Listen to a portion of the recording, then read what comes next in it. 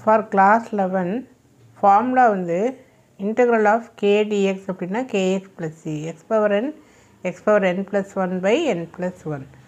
integral of sin x வந்து minus இன்டகிரேஷனில் minus cosecant x. But இதுவே டிஃப்ரென்ஷியேஷன் அப்படின்னா sin எக்ஸுக்கு cos x. Then integral of cos x வந்து sin x. differentiation of cos x minus sin x. then differentiation of tan x க்கு வந்து secant square x. here integral of tan x க்கு log of secant x plus c. log of secant x plus c. then integral of differentiation of cot x க்கு cosecant squared x. here integration of cot x க்கு log of modulus of sin x plus c. then differentiation of secant x க்கு secant x tan x. here integration of secant x க்கு log of secant x plus tan x. then differentiation of cosecant x க்கு minus cosecant x cot x. here integration of cosecant x க்கு log of cosecant x minus cot x. then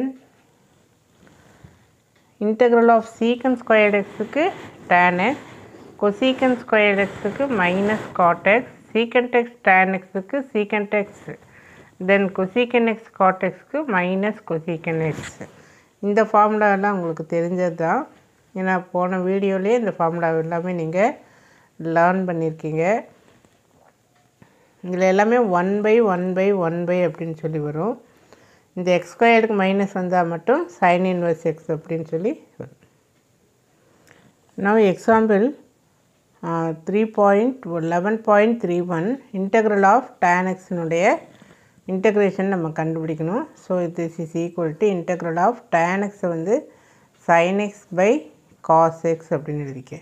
we know tan x equal to sin x by cos x. இங்கே இந்த formula use பண்ணுறோம். differentiation of f of x நியூமரேட்டரில் இருந்தால் log we write it as log of modulus of f of x அப்படின்னு சொல்லி எழுதிக்கலாம். So that இங்கே sin x by cos x இருக்கா, இதனுடைய டிஃப்ரென்ஷியேஷன் நியூமரேட்டரில் இருக்குது. பட் இங்கே வந்து so tan x we can write it as sin x by cos x. denominator differentiation numerator இருந்தால் you can write in the log form. சில முக்கியமான வகையிடல் அப்படிங்கிற தலைப்பில் புக்கில் பேஜ் நம்பர் 216 பேஜ் 216 இது இருக்குது. பட் நமக்கு டிஃப்ரென்ஷியேஷன் ஆஃப் காஸ் எக்ஸ் வந்து மைனஸ் சைன் எக்ஸ். அப்போ இங்கே ஒரு மைனஸ் வந்து வேணும். அப்போ நம்ம அவுட்டரில் என்ன பண்ணிக்கலாம்னா ஒரு மைனஸ் சைன் ப்ளஸ் அந்த மைனஸ்னு போட்டுக்கலாம்.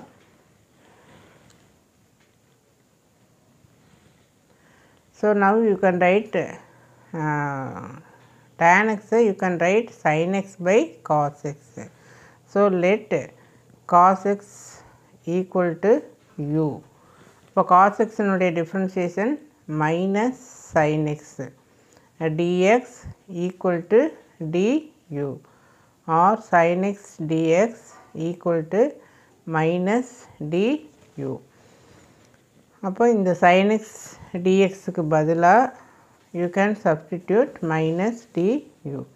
so integral minus du by cos x நம்ம என்னென்னு வச்சுட்டோம் u அப்படின்னு சொல்லி வச்சுட்டோம் equal to minus integral of du by u.